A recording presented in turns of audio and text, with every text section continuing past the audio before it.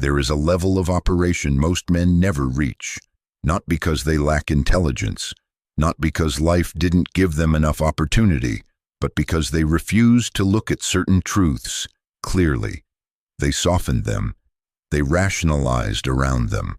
They accepted comfortable distortions rather than face what the world actually demands of a serious man. And so they remained capable, but perpetually outmaneuvered, talented but somehow always subject to the designs of men who saw more clearly than they did. Niccolò Machiavelli spent his life in the machinery of real power. He watched princes rise and collapse. He studied the men who endured and the men who were destroyed, despite every apparent advantage. And what he recorded was not philosophy for the comfortable. It was surgery performed on illusion. Cold, precise, unsentimentalized observation about how power actually moves, how human nature actually operates, and what a man must genuinely understand about both if he intends to navigate either with any real mastery. What we're calling God mode in this video is not omnipotence, it is not cruelty, and it is not the kind of cunning that eats a man's character from the inside until there is nothing left worth protecting.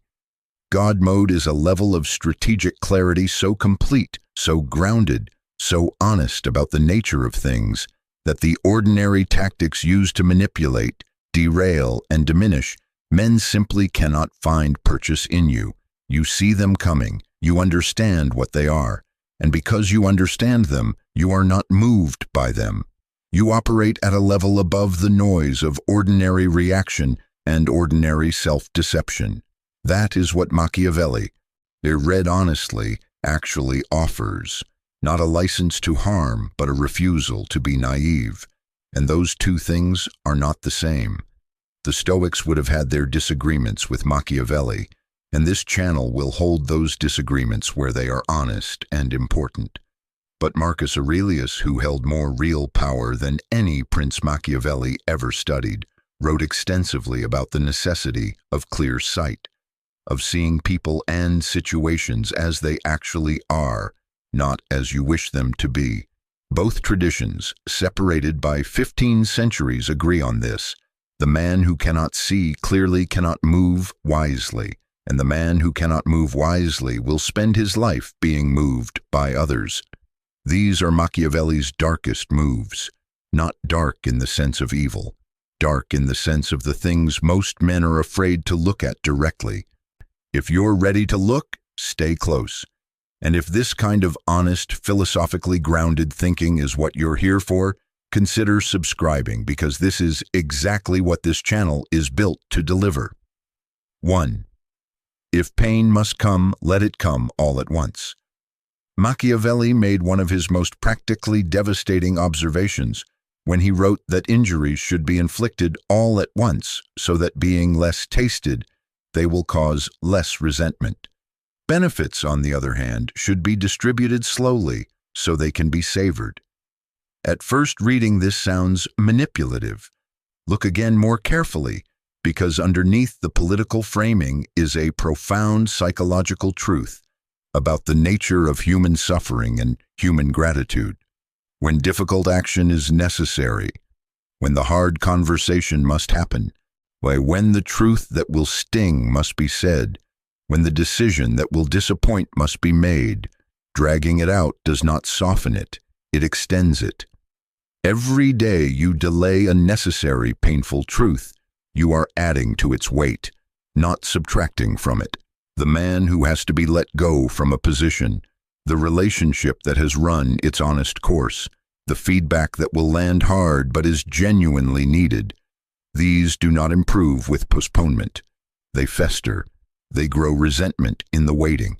They build a narrative of slow disappointment far more damaging than the clean wound of a decision made clearly and delivered fully. This requires a specific kind of courage that most people never develop, the courage to cause immediate discomfort in service of honest clarity, not cruelty, not carelessness, but the refusal to protect yourself from the discomfort of hard action by converting it into extended low-level damage for the other person. The Stoics called this what it is: justice. Acting rightly even when acting rightly is hard. Doing the difficult thing cleanly rather than the easy thing slowly. The second half of Machiavelli's insight about distributing benefits slowly maps onto something Seneca understood deeply. Gratitude is one of the most fragile human emotions. It dies in abundance and thrives in anticipation. The man who gives everything at once tends to be forgotten. The man who gives consistently, gradually, with genuine investment in the relationship over time, builds something that lasts.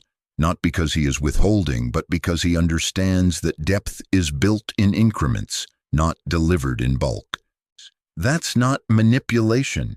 That is wisdom about how human beings actually receive good things. Most men get both of these backwards. They delay the hard truth and front-load the reward, and wonder why they generate both resentment and ingratitude in the same breath. 2. The fortress is not where you think it is.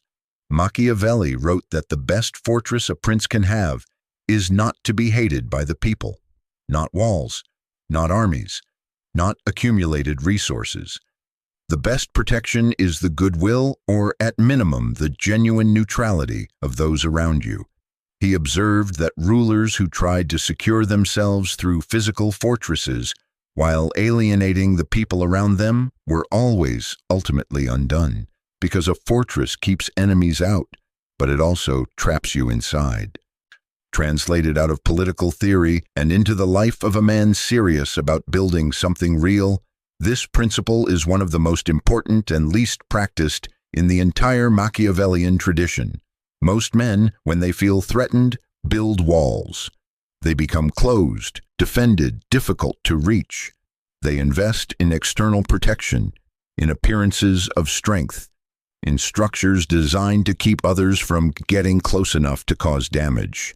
And in doing so, they cut themselves off from the very thing that would actually protect them: genuine relationships, honest reputation, the kind of character that makes people unwilling to move against you, not because they fear you, but because they respect you. Your real fortress is what people think of you when you're not in the room.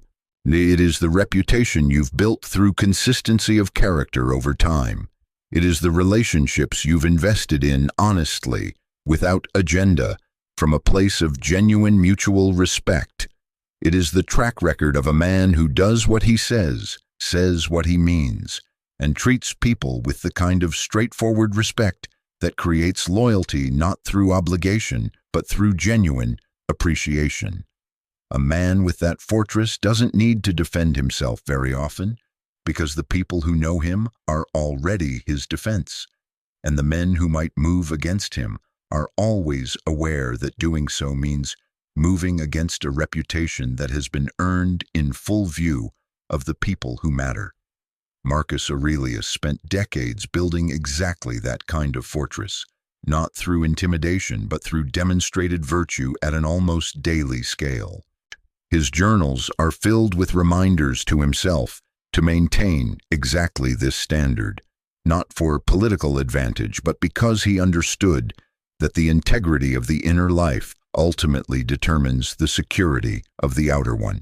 Build your fortress there, not in your walls, but in your character. 3.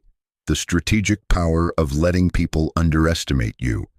Machiavelli understood something about the dynamics of perception that most men never think to deploy deliberately. Appearing less formidable than you are is one of the most sophisticated strategic assets available to a serious man. Not because deception is virtuous, but because the man who shows everything he has invites challenges from everyone who believes they can match or exceed it, while the man who holds the fullness of his capability in reserve moves through the world at an enormous advantage. This is not about pretending to be weak. It is about understanding the distinction between performance and substance, and deliberately cultivating the latter while allowing the former to remain unimpressive.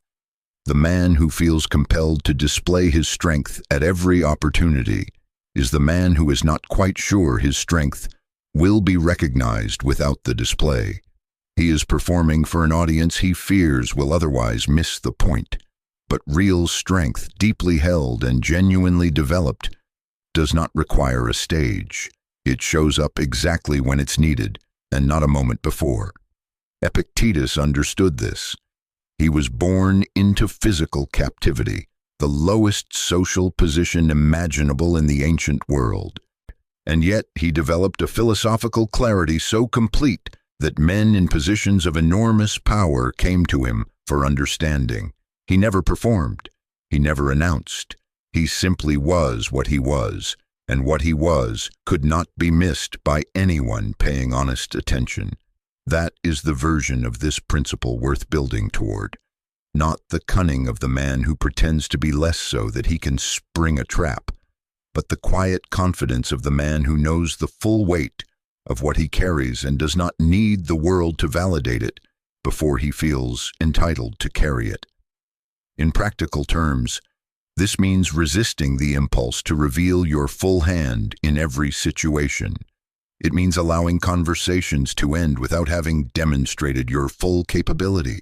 It means being willing to be underestimated in the short term because you understand that the long term is where everything that actually matters gets decided. The man who has learned to be comfortable being undervalued in the moment is the man who almost never gets outmaneuvered, because no one who underestimates you is properly prepared for what you actually are. 4. Neutralize problems at the root, not at the branch. One of Machiavelli's most consistently repeated observations was about the nature of problems left unaddressed. They do not diminish over time. They grow.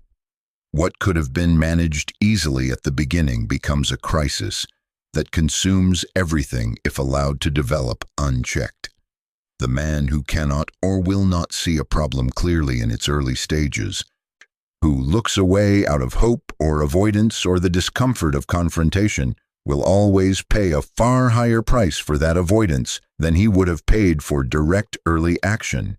This requires a specific discipline of honest seeing that most men actively resist, because seeing a problem clearly at its roots often means confronting something uncomfortable about your choices, your relationships, or your own patterns. The friend who is slowly moving in a direction that will eventually require a hard conversation. The business arrangement that has an unspoken structural flaw everyone is politely ignoring. The habit that is beginning to compromise your capacity in ways that are still small enough to explain away. These are not minor concerns. They are root-level problems dressed in early-stage clothes, and the man who has developed the clarity and courage to address them while they are still manageable is operating at a fundamentally different level than the man who waits until the crisis makes the choice for him.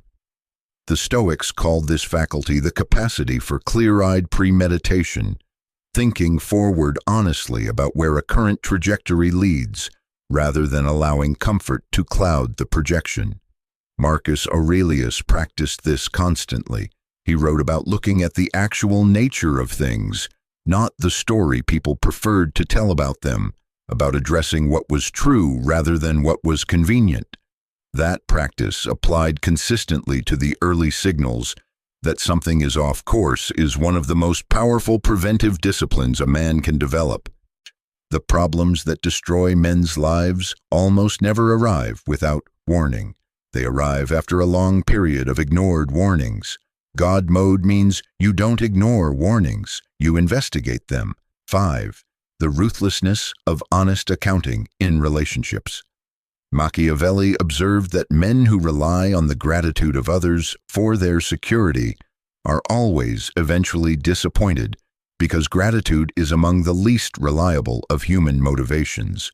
People remember what you did for them for a limited time and under favorable conditions.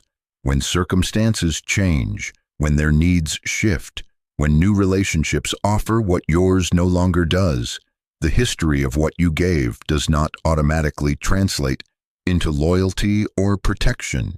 He was not saying people are evil. He was saying that expecting gratitude to function as a foundation is a category error, a building on sand and calling it stone. The productive application of this understanding is not cynicism about people. It is clarity about the nature of genuine relationships versus transactional ones, and the discipline to invest accordingly.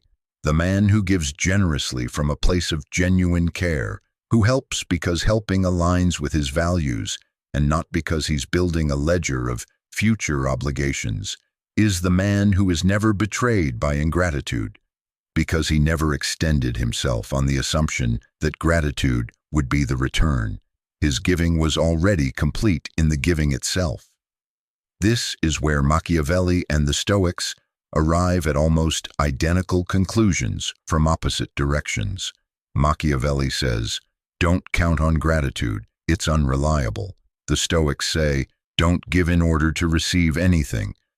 Give because giving is the right action." Both positions produce the same behavior in practice. The man who helps without a hidden invoice attached to the help. The man who extends himself without simultaneously calculating what that extension is owed. And the man who, when the absence of reciprocity becomes clear and consistent, can recognize that fact cleanly and adjust accordingly, not with resentment, not with dramatic confrontation, but with the quiet, honest accounting of a man who sees clearly. Seneca wrote that we should give as we would wish to receive, freely, without attachment to outcome. When that standard is held, the question of gratitude becomes irrelevant, and the question of whether a relationship is genuinely reciprocal, which is a real and important question, can be evaluated clearly, without the distortion of wounded expectation. 6. The art of releasing what has served its purpose. Among Machiavelli's darker observations was his recognition that the effective man must be capable of releasing alliances, associations, and arrangements once they have genuinely run their productive course, without sentimentality, without drama, and without allowing the history of what something was to cloud the honest assessment of what it now is. He watched rulers cling to advisors who had become liabilities, to strategies that had once worked but no longer applied, to relationships that had calcified into obligation rather than genuine mutual benefit. And that clinging, more than any external threat, tended to be what ultimately undid them. This is one of the genuinely difficult applications in a man's life, because human beings are wired for continuity. We attach to what has been important to us, and we experience the honest recognition that something has run its course as a kind of loss, even when it is actually a kind of completion. The friendship that was formative for who you were at 25 may genuinely not serve who you are building toward at 35.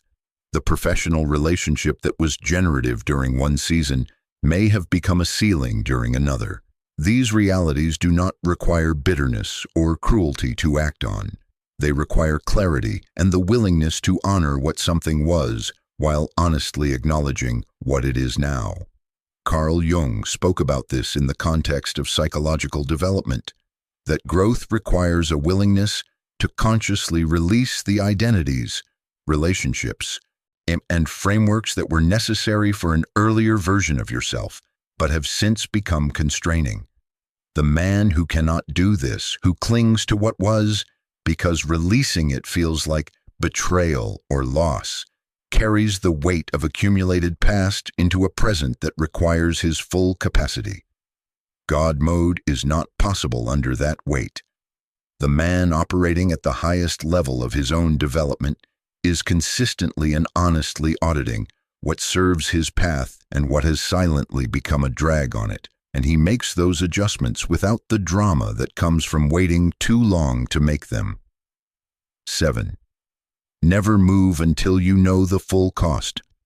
Machiavelli wrote with considerable force about the danger of the half measure, the action taken without full commitment, the strategy deployed without full understanding of its cost, the move made with insufficient information in the hope that clarity would arrive after the commitment was already made.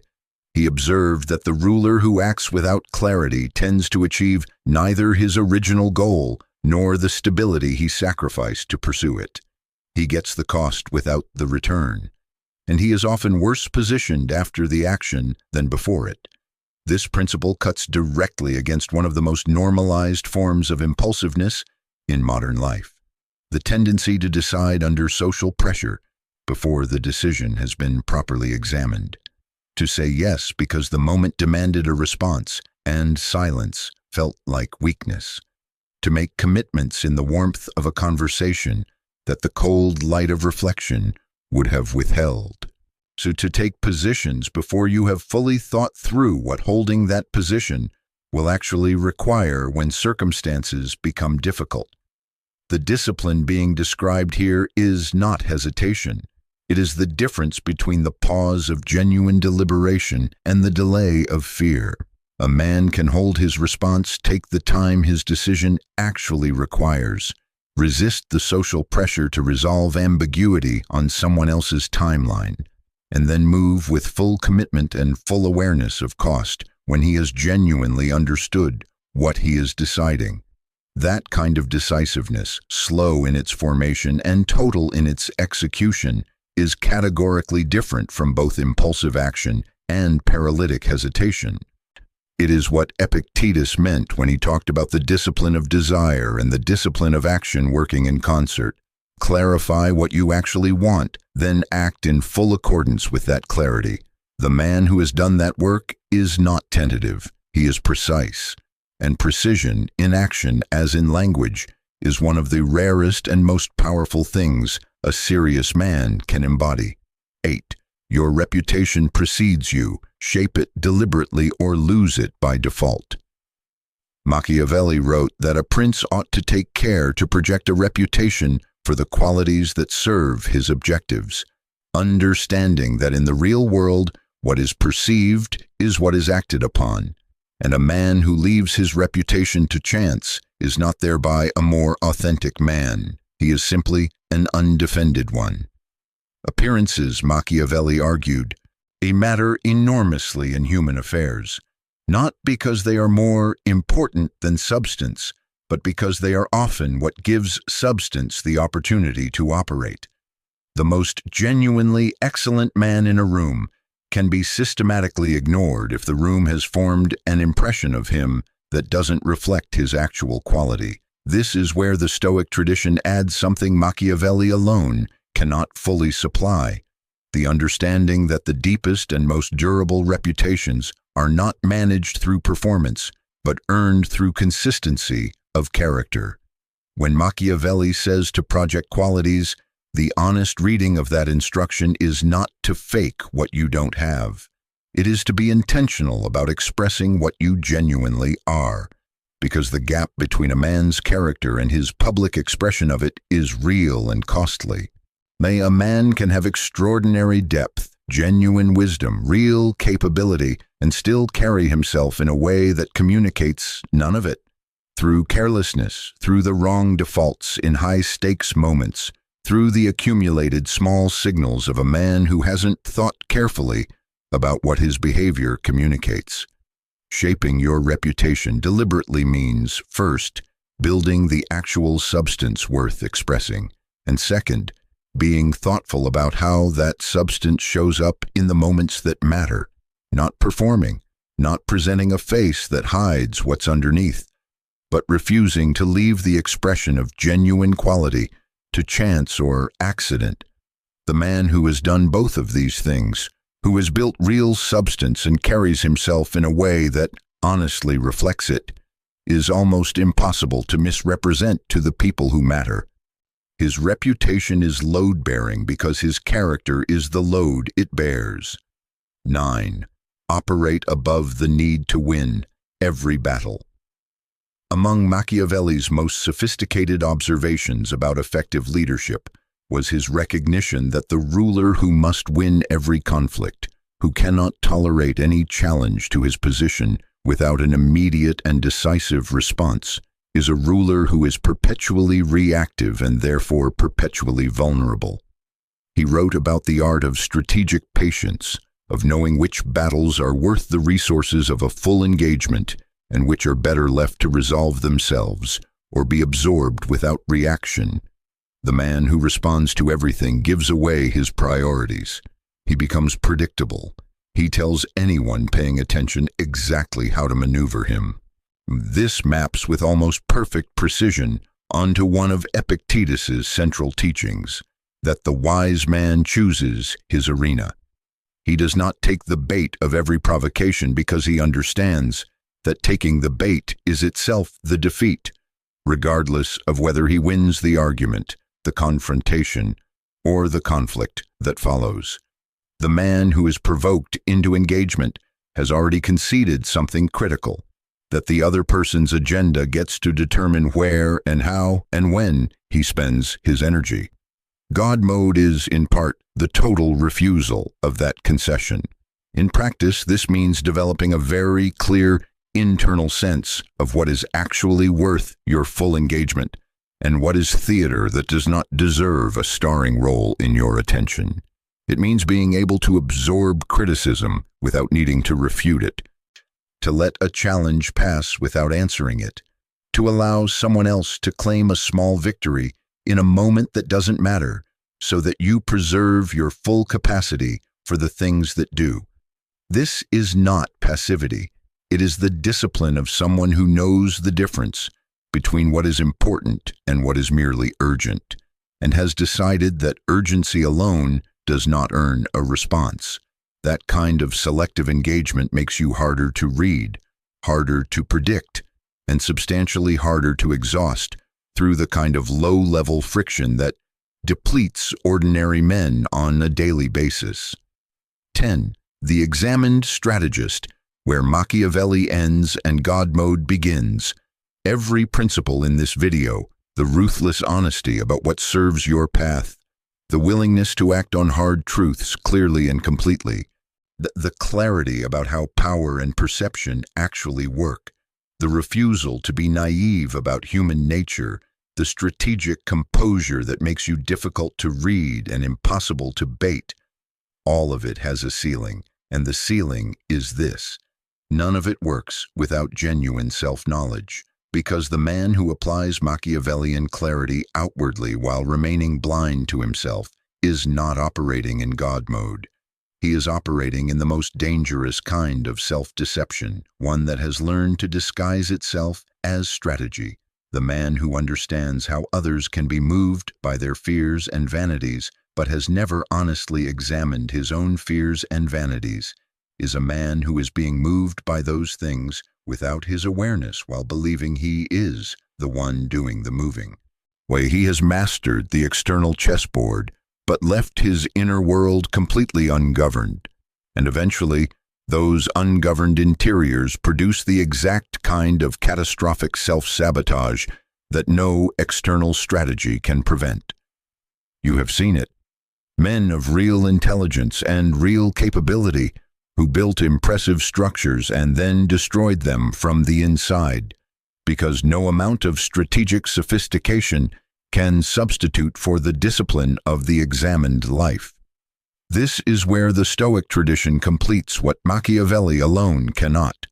The Stoics began with the self.